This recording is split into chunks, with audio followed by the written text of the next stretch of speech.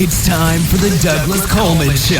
Mr. Smooth and Savvy is joined by guests from all walks of life, from the entertainment industry to authors to political and social commentators, the famous and not so famous, the controversial and the light and fluffy.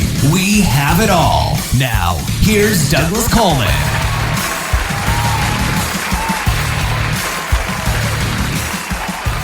Hey there, hi there, ho there. Welcome to the Douglas Coleman Show. It's me, Douglas Coleman. How are you? Today is Musician Day. We've got two singer-songwriters up for you, and very little time for this intro, so I'm going to try to hurry. George Hendrickson and Elle are here today, both singer-songwriters from New York. George is from upstate New York, and Elle is from New York City. They will be up before we get to them. We've got our complete radio promotional playlist. George is also featured in that. The first track from the playlist will be The Night He Came to Town by Luann Hunt, and followed by Belly of the Beast by George Hendrickson. For more information on these artists, please go to our website, douglascolemanshow.com, and click on the featured music artist link.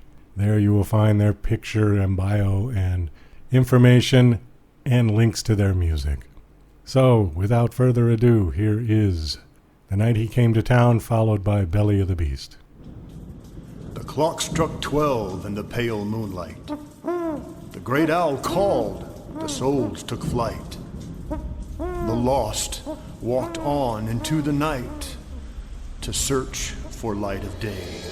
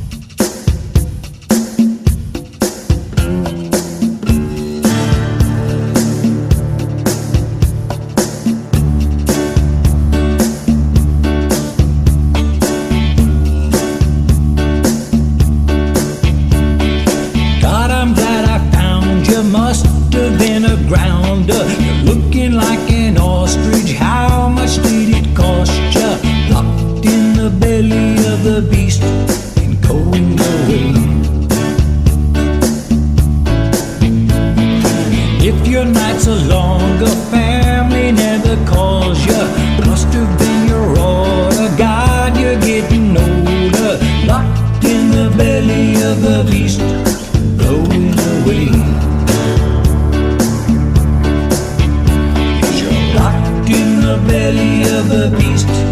Time is turning. The longer that you hold out, further you will drift down. When you turn that corner, man, the world's your oyster. Locked in the belly of the beast, going your way. Locked in the belly of the beast, your time is turning.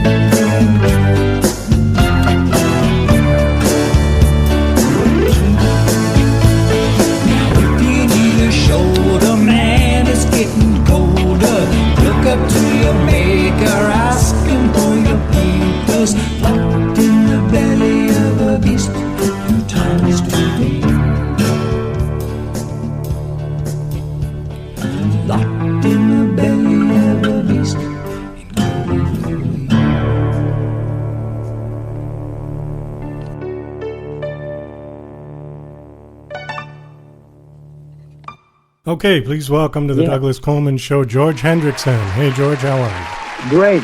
Good afternoon, Doug. How you doing? Good. Thank you for coming on the show. I appreciate it.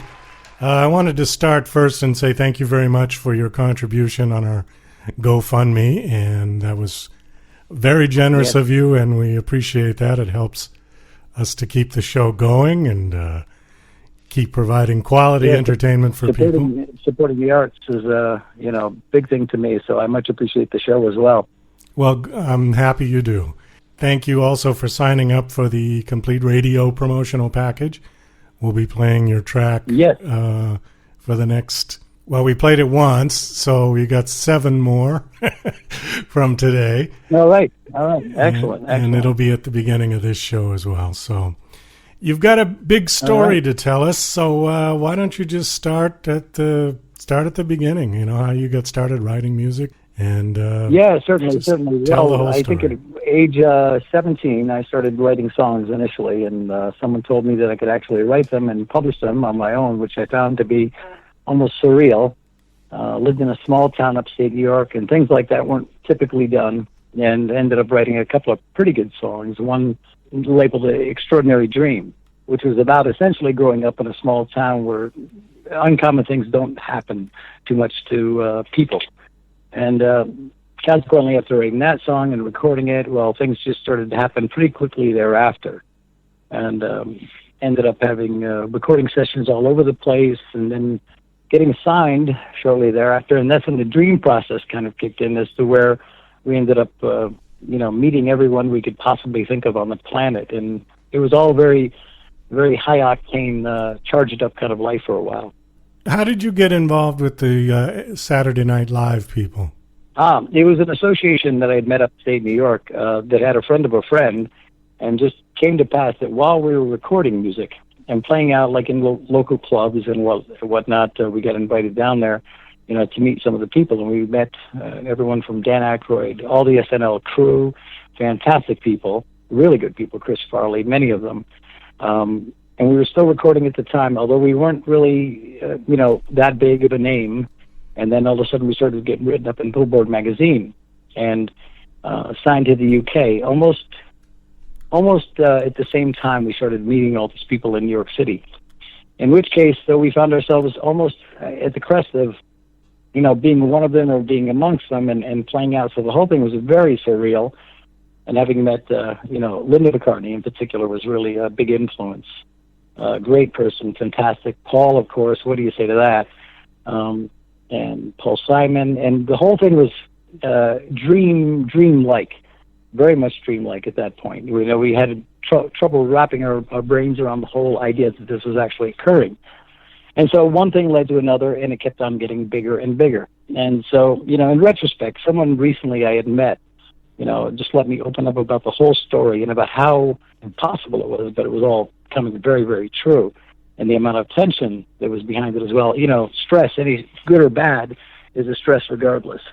And that played a factor in it as well. And, maybe I'll touch on that in just a bit. But it was a fantastic scenario of people, just coming up and talking about the music and trading notes, and with some of the best in the business. The names there's so many amongst Sting and many others that we've met that we got a chance to really talk with. And so going home to a common life, was a bit difficult. It was a bit surreal. And so you had to ground yourself in any which way you could, really. Even talking about it now, it's still like, wow, that was a lot of stuff that went on. And it was really amazing stuff. And glad I lived through the process so far, really. But fantastic people, So you were with a band? Yes, correct. The band was called The Works, and we were out of upstate New York, as I had mentioned.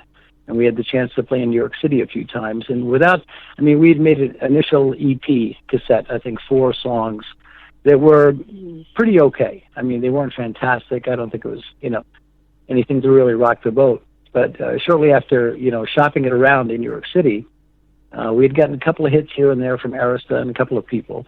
And then all of a sudden, we were signed to the UK out of Neat Records. It was kind of like a metal label. But for whatever reason, they took us on, and then things started to take off in terms of Billboard magazine and getting written up 3 or 4 times for Critics' Choice reviews. And we had no manager at the time as well, so that was difficult. I was taking the majority of the phone calls from people and trying to negotiate the process as well as writing songs on the side. So that, in retrospect, we would have gotten a manager. We should have gotten a manager at that point. Yeah, so the band itself, we did a lot of good work, playing out all over the place in many different studios, and really got meshed in the business for a while. So, okay, so what happened? Because that was 25 years ago. That's correct. That is correct. Well, yeah. In 1995, 96, when things were really peaking, and the songs were coming fast and furious. I could write at any given point. And we had, stressors in the band, of course. When the contract comes through, and anybody who's ever been through it will know what I'm talking about, in terms of, the writer gets a certain percentage, the players get a certain percentage, but we were such teammates, my brother included, was the lead singer. And so to divide that stuff up, where I was getting more of the percentage, it was not too cool in my boat. I thought that, it's going to be even Steven across the deck, in which case families become involved as well. And everyone has a say in what they're after, what they want. So that part of it was difficult. Yeah, it was definitely difficult. My adaptation to the whole thing was difficult as well. In terms of stress and handling stress, became addicted to painkillers and prescription drugs for a number of years after that. And it was just not a healthy adaptation whatsoever. So did the band break up? Yeah, the band just kind of dispersed. We had become number 1 in Boston radio, college radio, for about 2 weeks, high rotation, for a song that I had written. And the whole thing was peaking. The articles were coming out all the time, and we were to go to Boston to play. But at that point, it just was not, within the band's interest as a whole, to drop everything, go to Boston, play there. So the whole thing just kind of dispersed after that. No one really knew what to do. Yeah, so it was a difficult time. Okay, so what did you do? After the band broke up, did you continue? Oh, gee golly. No, I wrote at times, but I wasn't fully entrenched in it. I had to get myself well thereafter. Getting into it and then finding out you're addicted to something along the way. And many people, maybe in music as well, can relate to this. A lot of people give you leeway to a certain extent if you're doing a good job in whatever you're doing. And that, well, maybe you have a problem, maybe you don't. And so that's pivotal in this conversation, any conversation I tell about this, that, the recognition of the whole thing was not there, that people around you didn't call you to task necessarily. And so it took some time after that of me having to find myself, my own base after that, and realizing the experience I had been through was so impossible that coming out of it, of course, you would take more tranquilizers as you went along, which is, and, you know, in the music biz, especially at SNL, people were dropping left and right, Chris Farley included, you know, with substance. And, you know, I saw a lot of that around me, met the people, and it was the same sort of template. And I recognized it after time and began marathon running, believe it or not, just to kind of like, you know, get outside of my head. So it took a number of years after that. And as I had mentioned, someone I had met recently had me open up about the whole process that I had been through. And I thought, good Lord, yes, I did live through that. My Lord, you know, I should tell the story, because it's quite the story. It's quite the learning experience for me as well, and anyone else listening that is sitting on the fence with it. You know, that what can you really expect of yourself? That if you're hooked on something, you're using something for stress, anxiety, what have you, your endpoint product is not going to be of value. It's not going to be a valuable product in the end. It's going to be watered down and not very real, even in regards to like pot and things like this. You know, it's just not conducive to being very human. So, you know, that point definitely want to get across, because, you know, it's important for people to know, you know, if anyone's sitting on the fence with it and thinking they want to go further in their career or music, that, you know, that has to go out the window at some point. And that's a very important point to make. It is. Oh, you should write a memoir. Possibly, or I thought about a book most recently. I thought, well, do I have the, you know, the capacity to sit down and write a book about this? I don't know.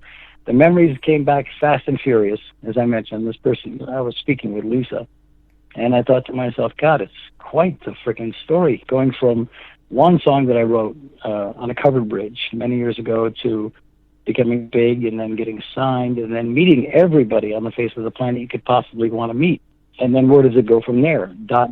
Well, the stress, anxiety, and how people adapt to it is so important. At that point, though, you know, you're looking through rose-colored lenses, and you really don't see things as they truly are. You know, friends of mine at SNL were partaking in stuff along the way, and I don't know if they still are. You know, not to name names or anything like that, but it was around.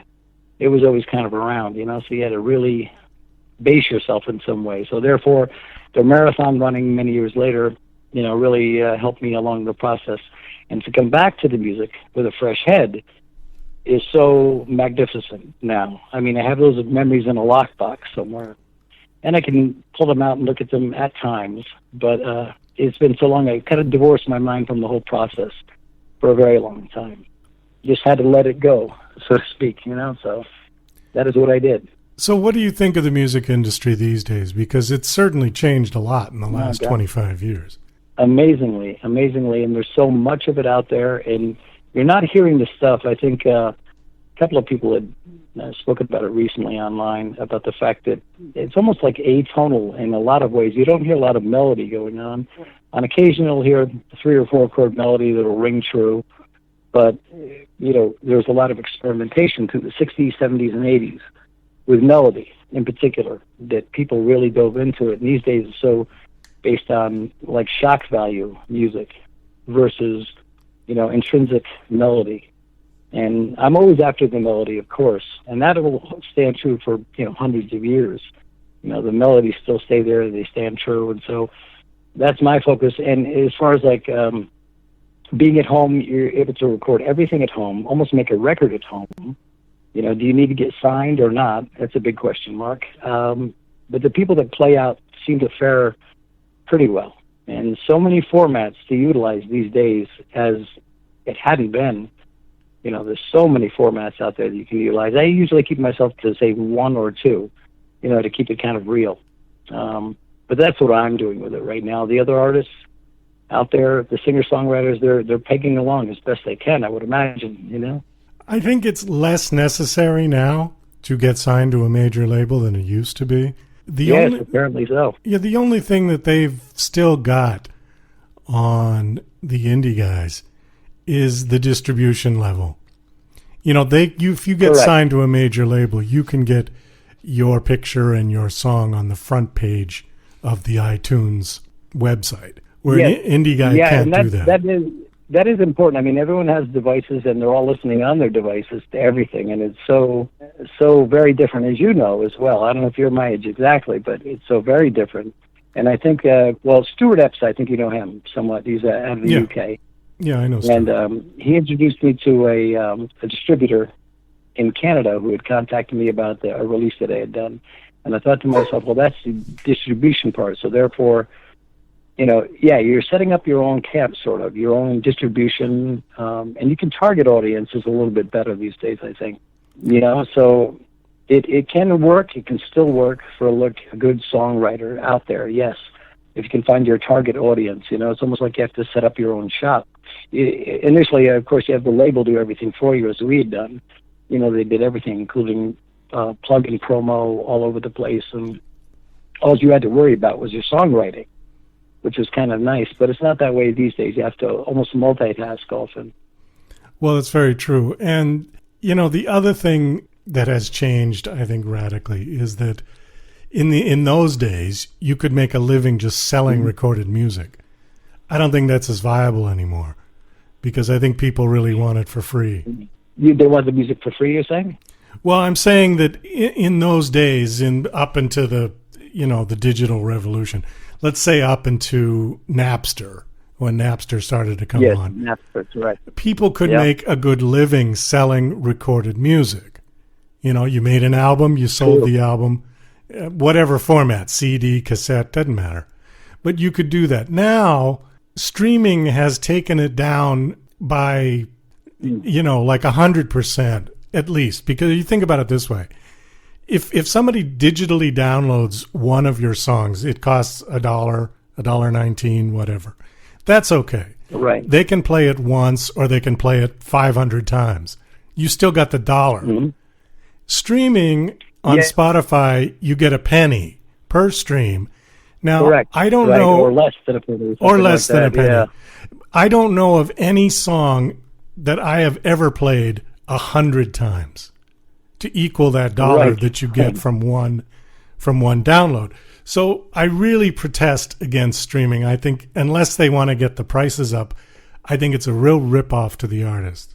It is, and going back into the business now, as I am, to be cognizant of the fact that it was streaming in particular, I've got to take a look at that one to find out, is that really going to something I can utilize in a real fashion? And what do I want to accomplish? What is my end point on this? Do I want to sell 1 million or, a couple of 100,000 to people that I really care about? And will that give me what I want out of music? Surround yourself with great objects, or just, be doing it each day. And I think that is the reward for myself personally. I mean, you can get objects anywhere, anytime kind of thing. And of course, to make it big and to sell a bunch of them is probably a hoot. I've never done it myself. And there's probably ways of going about it, but you've got to be a tactician sort of to get through this whole process. So therefore, I take it from the emotional aspect of being a writer and having to apply it, in a more tactical fashion. Streaming and downloads, and the amount you get percentage-wise is so minuscule. It is, yes. And there's so many people doing it. It's a daunting. It's a bit daunting, but it won't stop me from moving forward, Definitely not. The counter argument that I've heard to this is that the digital revolution has enabled a grander audience that potentially could hear your music. And therefore, your potential to get more money through more streaming is possible now. I disagree with it because while the potential is there, you've still got to get people to click on your music. And there's 1,000 billion times more music out there than there was in the 80s and the 70s and the 60s. And like, who listens to the radio per se really anymore? I think the radio is, that's a big question mark. The radio used to be the king. If you didn't get your songs on the radio, you didn't get heard. But if you did get your songs on the radio, you got heard by millions of people. And now anybody can put their song out on Spotify, but good luck getting somebody to listen to it. Yeah, that's where the major labels still might have some, like you had mentioned, they might have still a bit more influence in terms of what they can move. That's true. In bulk. Yeah, that's very true. They still have that power. That card still. Yeah. Yeah, I can see that. Yeah, so that's something that, maybe down the line, if I'm fortunate enough to make it that far, we'll see how that flies. This time with a manager, the next time around, I'll be doing that for certain, because I'm often too busy writing to, get involved in that process. Now, the song that you've got that we're playing now is called Belly of the Beast. Are you doing as a solo artist now? Is that what you're going back to your music? Yeah. Exactly. And I'll probably surround myself with some people sometime soon. It's just better to have other ideas around. And Belly of the Beast was done entirely on my own, and might be done by Stuart Epps production-wise sometime in the near future, just to bring it up a couple of notches, because he has the capacity to do that, to take something that's fundamental and put it in a bigger format for you. So therefore, when you go to distribute it, it flies a lot better. So, but yeah, in time, I'll probably surround myself with some people. Yes. How many songs do you write, or do you have ready to go at this point? Way too many. Often I have a at home, an 8-track recorder, kind of analog in a way. But I end up writing way too much often, and usually I have to whittle them down to 2 or 3 that I really want to focus upon and go in there and do those, because you can have segmented ideas all over the place. And I'm going back to a more rootsy kind of feel with the acoustic guitar, keeping the pianos at bay, things like that. And that'll be coming out probably within 3 to 6 months, a full-length album. More back to the root. And if it flies, insofar as audience, I'll cross that bridge when I come to it, I believe. So how many instruments do you play? The guitar, the piano, the bass, and, violin and cellos, things like that. That's pretty much on the keyboard for the most part. Yeah. So, okay. I'm not an expert, no, by any stretch, but I play, one of anything I can get my hands on for the most part. So when you record at home, you use primarily keyboard sounds, piano sound and string sounds, and, Exactly. And even an acoustic that I have now is not a high-end acoustic by any stretch, but usually the studios have those kinds of things, so at home I'll bang it out on whatever I have around, and as long as I can get the melody out of that instrument, that is what I'm after. And take it into the studio, you get the best guitars and all that jazz. I've never surrounded myself with expensive stuff, really, because I figure, well, if it's not there on a really cheap piece of acoustic, the melody itself, then you're not really going to find it, kind of thing. I've always functioned off of that, pretty much. Well, no, a $3,000 guitar won't find the melody any better than a $100 guitar will. Yeah, they're cool to look at, cool to have around. I'm sure I'll probably get one sooner or later, but yeah, in the end, it's usually when you're sitting at a piano or guitar and you just plunk something out so simplistic and you say, well, shit, there it is right there, and it didn't take a lot to do it. The stuff we recorded initially, even Extraordinary Dream, the song, was done on just a really cheap acoustic, and then went, up and up and up from there. So kind of magic in a way. It's very much magic. You can take something so fundamental, so simple, and then just, blow it out of the water. It's kind of cool. The only thing I've noticed the difference between a really expensive guitar and a really cheap guitar is the expensive guitars are easier to play. They just crafted better. So they're you don't have to push as hard with your fingers. They just seem to kind of work better. It's like I get myself on a Steinway at times, a Steinway piano, and you hear it, and it does bring out different melodies, I must admit. When you're on a bigger, better piano, it's like, my Lord, this is what it sounds like. It's fantastic. I try not to get too hung up in it, because just the cost alone of getting those things is prohibitive at times. But yeah, I love playing that stuff. So in time, I'll get my hands on some for sure. Yeah, I remember the first time I played a Martin guitar, and I thought, oh, wow. Yes, Martin is the key, yes. I thoroughly agree with that, and I'll be doing that, I'm sure, on Martin, because, the sound alone, the wood speaks, in the Martin guitars. We're plugging Martin here, but that's okay. They deserve it, Do you have an EP or anything you want to plug at the close of this interview? A website, anything? Well, what I have online right now is I have just at my website on Facebook, which is just my name alone, George Hendrickson. You can go there and click a link, and it takes you to Apple iTunes, and you'll see Belly of the Beast there. Okay. A song produced by Stuart Epps called Give, which was done just a couple of years ago, which is pretty good. And I think 1 or 2 others are on there. They go to Spotify as well. So a single link. for the time being, because I'm not looking to get up multiple links all over the map at this point. I'm going to keep it as simplistic and straightforward as I can.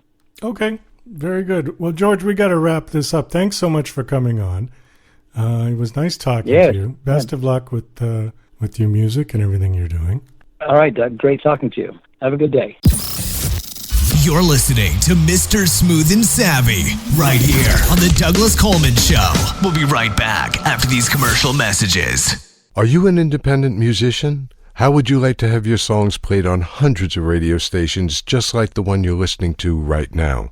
Join MusicSubmit.com and we'll promote your music to radio stations and blogs in your genre. It's free to set up your account, and we guarantee your music will be considered for airplay by radio stations worldwide. Why not sign up today? It's free. MusicSubmit.com. Radio promotion for indie musicians.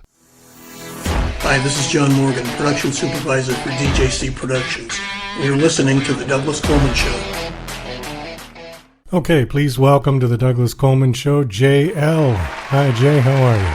I'm doing amazing. Thank you for having me today. Oh, well, my pleasure. Thank you for coming on the show. When people hear your name on the radio, are they going to assume that your last name is just the letter L, or are they going to figure out that it's spelled E-L-L-E? That's a great question. I'm not quite sure. Either way, there's a bit of competition, but it's easier to find me if they spell it E-L-L-E on the internet. But there's a few J-L out there. So hopefully they'll catch on. And, I'd like to make their life easy, of course. But hopefully it will work out. Well, it's not that far off from J-Lo, who certainly everybody knows, right? Why don't you tell us a little bit about yourself? Tell us your background and why you're doing music. And then we've got your songs to play as well. Thank you. I started playing as a teenager and played in bands, and eventually figured that really what moved me was a great song, and many of them written by fantastic writers and performers out there. And that feeling that you get when you hear that songs that it gives you energy, gives you chills down your spines, or any other physical and emotional reaction that is like uplifting. And I just wanted to be able to write that, or try to, and learn from those great writers. And that's really what's driving me to continue on and share that, hopefully pass on to others these wonderful feelings and that energy that comes out of a great song, whether you need that to get yourself to work in the morning, or get that extra bit of courage to approach someone or take on some task, and make the day go faster depending on what you're doing. You might be exercising, and hey, that one song makes the time go faster, and pretty soon you're done, and you're like, hey, that was great. That was a great experience. So my focus is on writing what I hope to be great songs that people enjoy and share, and that's what I'm really after. And I really am a guitar player at heart, so most, if I would say 99% of what I do is based on playing my guitar and singing along until I get that melody and parts together that to me make a great song, and hopefully catches on with others. So you're sort of the classic singer-songwriter? Yes, I would say in that respect, though there are so many styles, right? I certainly enjoy listening to people who just, whether it's with a piano or with a guitar or other instruments, just sit there and give us a great song. But certainly also full-blown bands and instruments, orchestras that can accompany a great song as well. Are you a solo artist? Yes, I am. And I certainly depend on other musicians to help out, of course, but this is my solo project, and I write all the songs and the lyrics, and it's a challenge in that sense that how do you really, is it really possible to write that magical piece of music that people go, wow, this is really cool, considering that so many talented people are out there and writing beautiful stuff and in all different genres. But yep, that's a solo project. Now, you live in New York City? Yes, I am on the Upper West Side, great. and I've been here practically all my life, though I wasn't born in New York. Oh, well, where were you born? I was born in Europe. I was born near Switzerland, the border between France and Geneva, Switzerland, where the UN is and where the Alps are. So, but I'm a U.S. citizen, and I've been here, like I said, most of my life, really. Oh, well, that's great. That's interesting. New York City, I used to live there a long time ago. I'm also a musician. And the one thing I liked about New York was that wherever you went, I don't know how it is now, but at least back then, there was always a singer-songwriter guitar player in any little restaurant you went to, any little club, especially in the Upper West Side. And everybody was really good. That's what I really was sort of impressed. Because some places you go, there are people, and certainly there's some good ones, but then there's also some ones that just, not that interesting. Right, and of course, and the competition is intense. I mean, you are just humbled by the amazing talent that's here in New York City, and really trying to get attention and trying to get obviously further in their career. So it's there. The format of an open mic where you get to hear quite a few folks through the night, or certainly for a few hours, has changed. I don't know how to explain it, whether it's because less people are interested in that, or the clubs are, struggling to stay open with that kind of format, but you can still find some of that.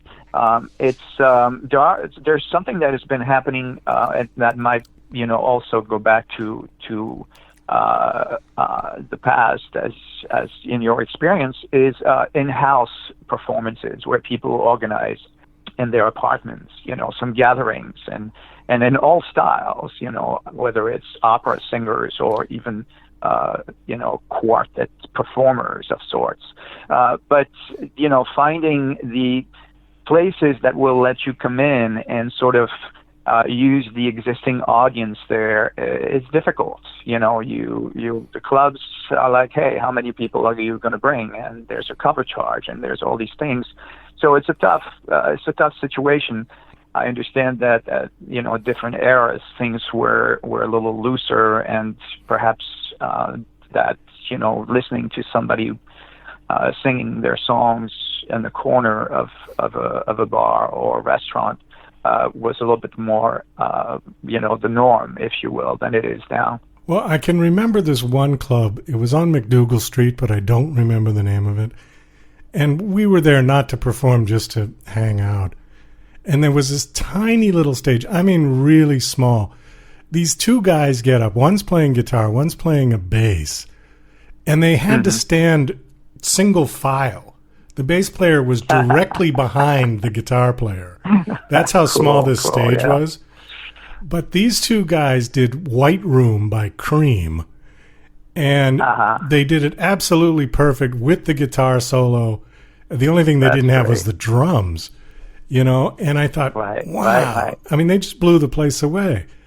And yet the stage, it was just funny because you could hardly see the bass player's face because he was standing right behind the guitar player.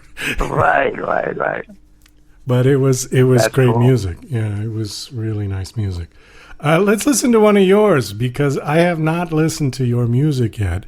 When I get artists from Michael Stover. I never listen to the music up front because I know it's all good when it comes from Michael. And I like to listen to it. Brilliant. Yeah, I like to listen to it fresh.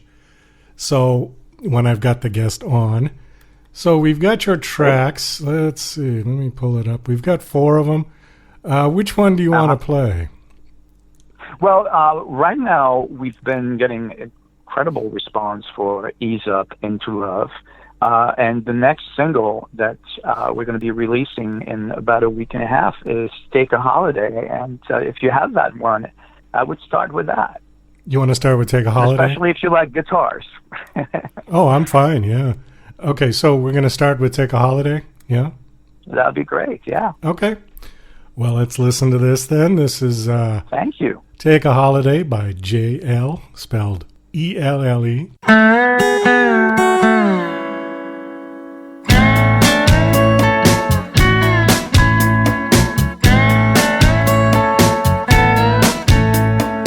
Need a break to clear up my mind. Need a break from the daily grind. Sipping cocktails by the pool while the rest of the world acts a fool. Need some time to unplug. Need some time, no designer drug.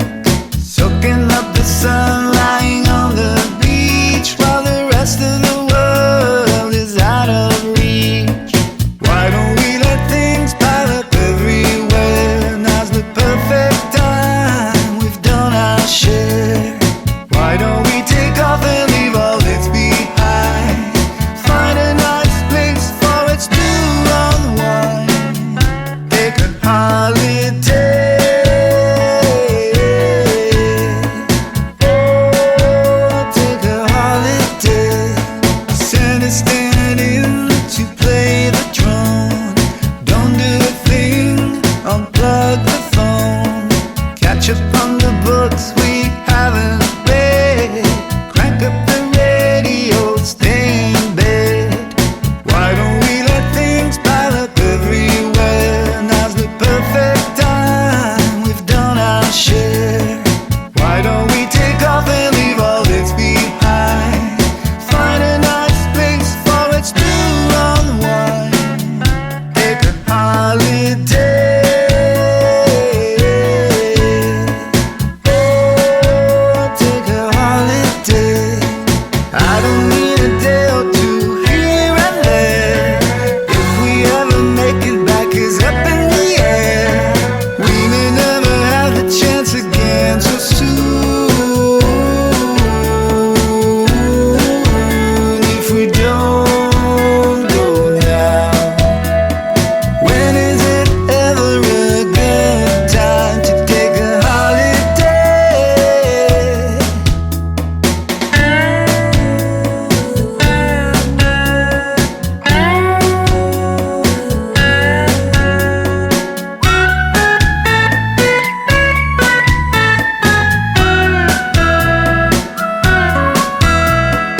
When is it ever a good time to disappear, to take a break, to go away and take a holiday?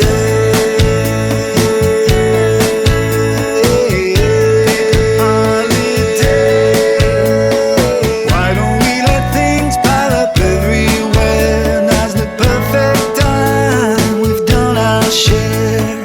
Why don't we take off and leave all this behind? Find a nice place for it's to unwind. Take a holiday. Oh, take a holiday. A holiday.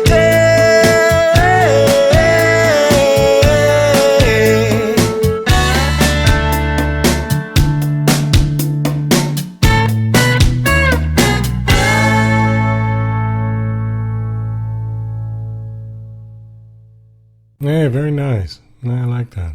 Thank you. Thank you for playing it. What genre would you call that?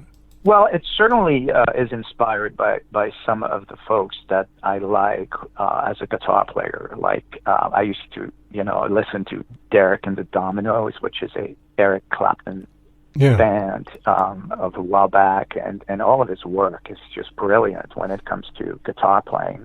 Obviously, you mentioned Cream earlier in the conversation. So I like, how he uses the slide guitar, and it's such a, you don't hear it that often nowadays. So I wanted to do something, and to me, the slide guitar is, and gives me the sense of relaxation and sliding into things and gliding into things. Yeah, okay. Though sometimes, of course, it's more used in the blues format of in the past that certainly expressed very different emotions. But in this case, I felt like, hey, this is more like take a break from the world, take a holiday. Let's just go away from the madness, right? It's out there on a daily basis if you're watching television or on the internet and following the news. And in many respects, it seems to me that we're being baited for whatever reason, mostly, trying to get us to click on something and view some more advertising by pushing out buttons. So I wanted to write something that, combines sort of that groovy feel and laid back, guitar music that certainly I love to listen to from these masters, and at the same time have a message of, hey, get away from all this, nonsense, not necessarily, but sort of fights of opinions and beliefs and sort of things that just make you react in a not necessarily a positive way. So that's what I was looking for. Now, as far as the style of it, I'm still hoping it remains fairly, pop, rocky, bluesy, but I would like to think of it more as a easygoing, relaxed piece that fits in everywhere else, no matter what you listen to in terms of music. Well, it has a little bit of a Jimmy Buffett flavor. I mean...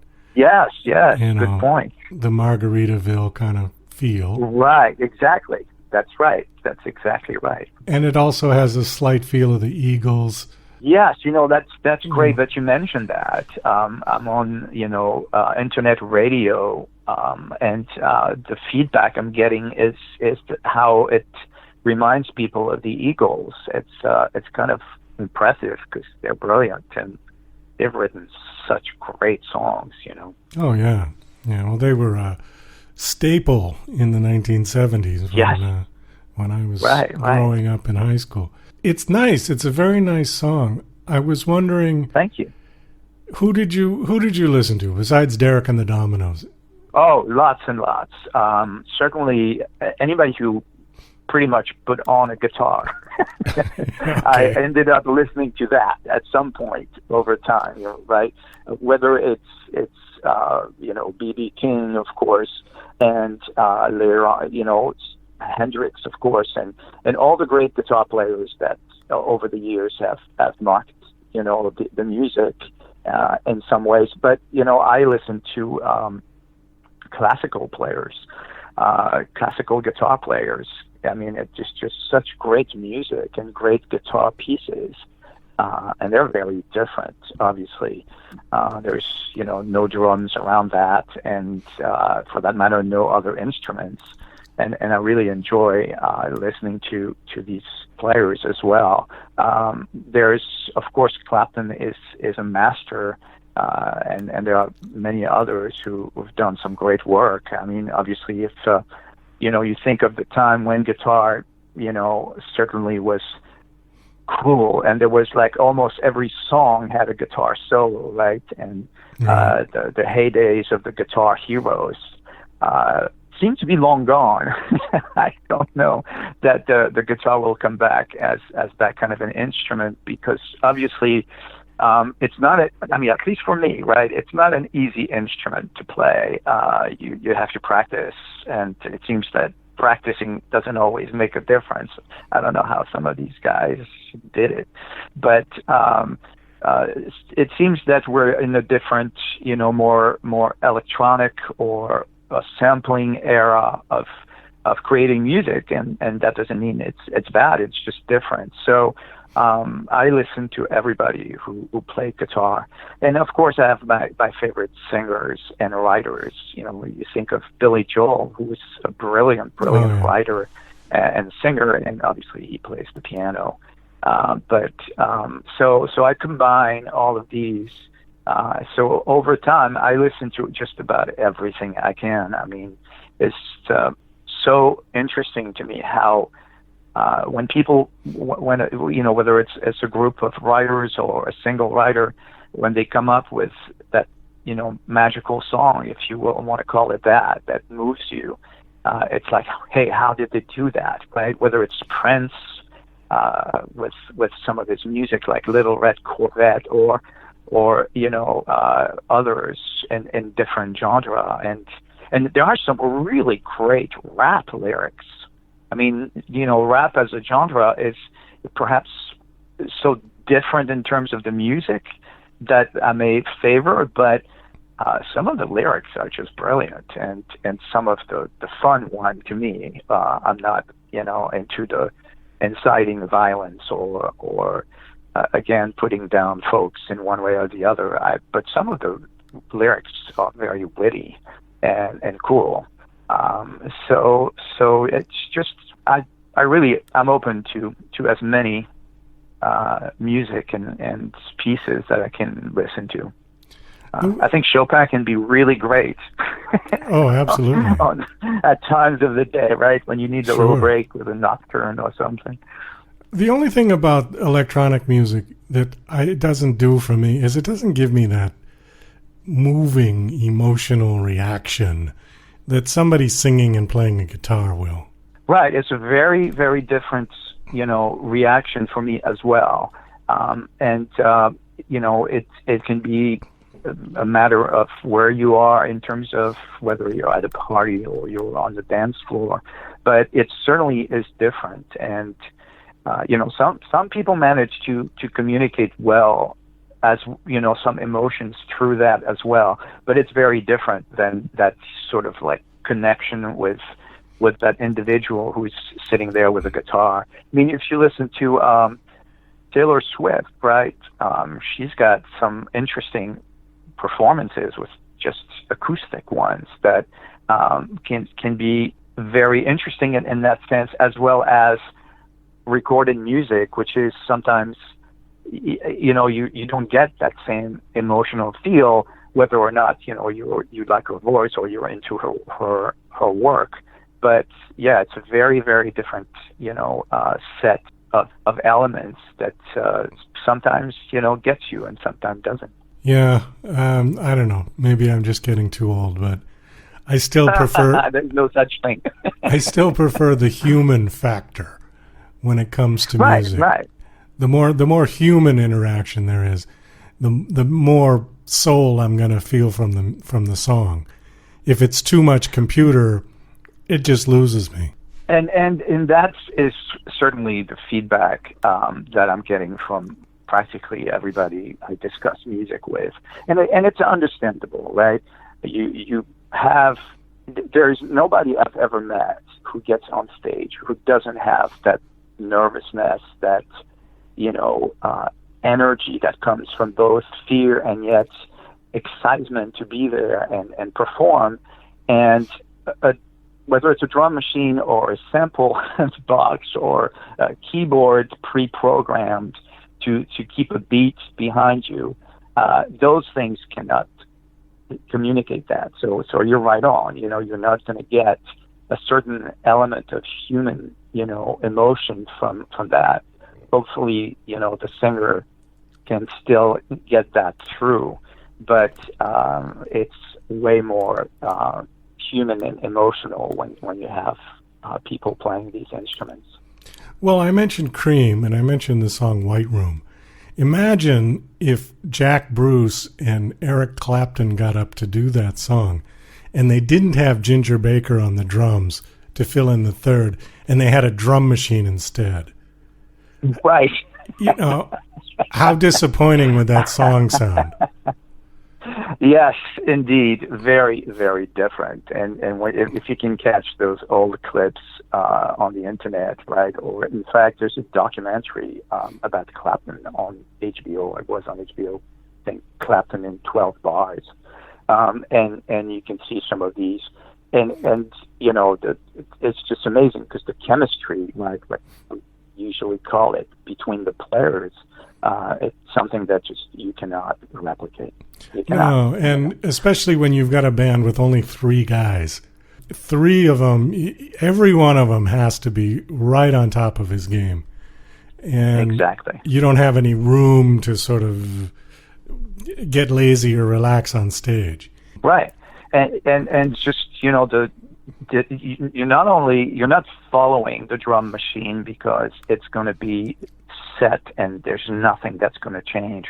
You have to anticipate what the drummer might do and how the nuances that come into the performance, and slowing a little bit and speeding up a little right. bit and you know, getting into a certain parts, you know, louder because the drum machine is set, and it's not going to give you a little louder snare drum, you know, in the middle of that part, because that kick that comes from the player who's feeling it, right? Yeah. And therefore it passes on to the 2 other people on stage in that situation, you know, and if the drummer starts, you know, doing something a little fancier with the bass drum, and the bass player is, you know, with it, you get a very different experience. The drum machine is never going to change.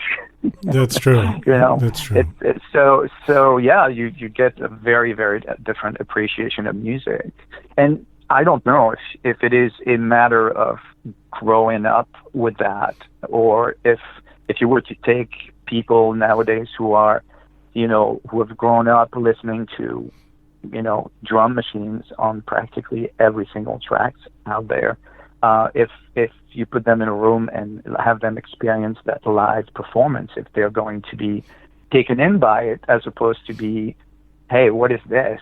I don't understand, you know, why the beat is not the way I know it. I don't know. I couldn't say. It's a good point, because some of the kids could be completely dehumanized. Right. That could very well be, yeah. And you know, they're just not going to get it, you know, if there's a real drummer there. I don't know. I've never tried that. Be a good experiment to try, you know. Take a bunch of kids, pry the cell phone out of their hand for 10 minutes. Right.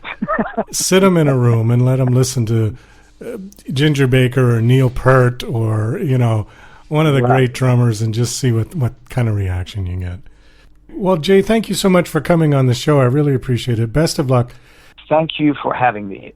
It's a pleasure, and I really, really appreciate you making time for me. Well, that's all the time we've got for the show today. I want to thank my special guests, George Hendrickson and Elle. Thank you, guys. Also, thank you to Luann Hunt for her music. This is Douglas Coleman saying, I'll see you when I see you.